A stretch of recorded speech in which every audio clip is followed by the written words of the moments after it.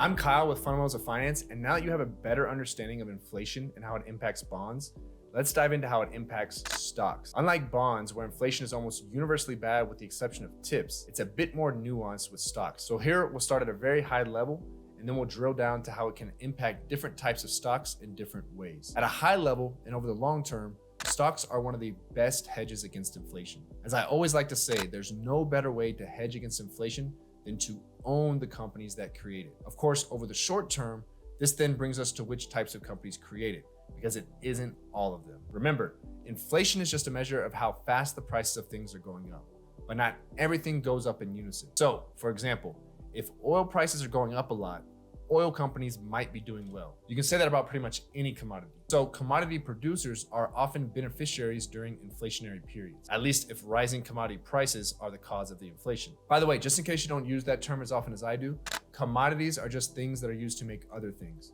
Common examples would be oil, gold, wheat, and even semiconductors, the little microchips that power pretty much every electronic device that we use. So if inflation is driven by rising commodities, as it often is, commodity producers might do well. Conversely, commodity consumers might not do too well. But here's where we get to the good stuff. Pricing power is really important during inflationary environments. Pricing power refers to a company's ability to raise prices. So if it costs more for them to make something, does that just eat into their profits? Or can they also raise the prices of the things they sell? That's often referred to as passing on the price increases to consumers. Let's just say, for example, the government passes a new law that greatly increases the prices of glass bottles. We'll call it the glass bottle tax of $1 per bottle. Well, that local craft beer that used to charge you $15 for a 12-pack will now have to charge $27 for a 12-pack to maintain the profits, nearly double.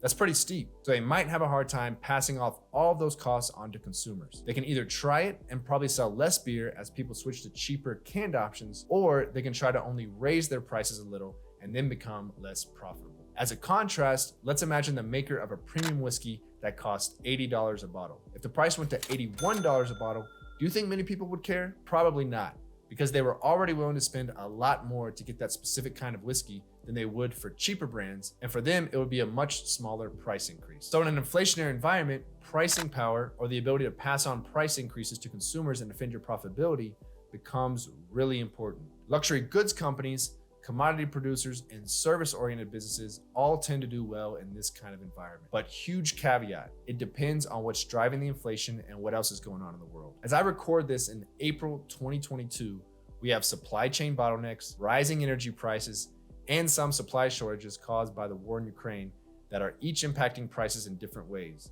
contributing to the highest inflation we've had in the US in 40 years. Energy and mining companies have largely done really well recently, some up over 50% in the first 3 months this year, while the overall stock market was down. But some in China haven't done as well because the negative impact of slowing economic growth there has outweighed the positive impact of rising commodity prices. So I can tell you what will generally do well, but it's far from cut and dry.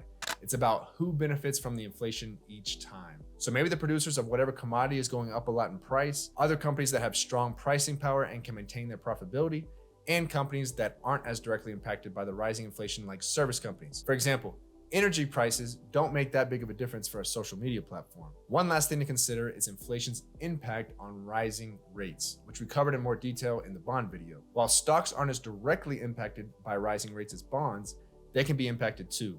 It can get pretty nuanced when you get down to the individual industries, but one way that rising rates impacts all stocks is through their impact on the discount rate. This is a fairly advanced topic, but I think you guys can handle it. Typically, in order to come up with the value of an individual stock, an analyst will estimate all of their future cash flows. So like how much profit will they make this year, next year, and year after that, and so on. And then they would discount those future cash flows back to their present value. Remember, inflation just means $1 in the future isn't going to be worth as much as it is today. So if I think a company will earn $100 3 years from now, what's that worth in today's dollars? There's obviously more to it than that, but for our purposes here, the discount rate is the rate used to discount the future cash flows back to their present value. The discount rate is based on interest rates, and the higher the rate used, the less your future dollars are worth in today's money. Just think of it like this. If inflation is 2%, then $1 you earn 1 year from now is the equivalent of 98 cents today. If inflation is 10%, then $1 you earn 1 year from now is only worth 90 cents today. So, as we talked about in our prior videos on inflation, when it goes up, interest rates tend to go up. When interest rates go up, the discount rate analysts use will go up, making future cash flows less valuable in today's money. Therefore, a rising discount rate means that high growth companies that are expected to have lots of future earnings but aren't making much money now tend to do poorly relative to companies that are making more money today. It doesn't mean the business will make less money, but it does mean that the estimated amount of money they'll earn in the future is worth less in today's dollars. So therefore, the company is worth less today, meaning the stock price goes down. You've seen this environment to the extreme this year as rising inflation and expectations of rising rates have driven down many of the expensive, fast-growing FAANG, F-A-A-N-G, type stocks that have done so well for the past 10 years while rates have been mostly falling.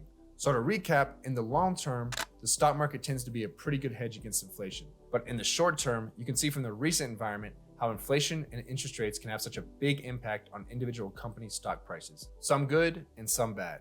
Inflation is difficult to predict in the short term, even for professionals.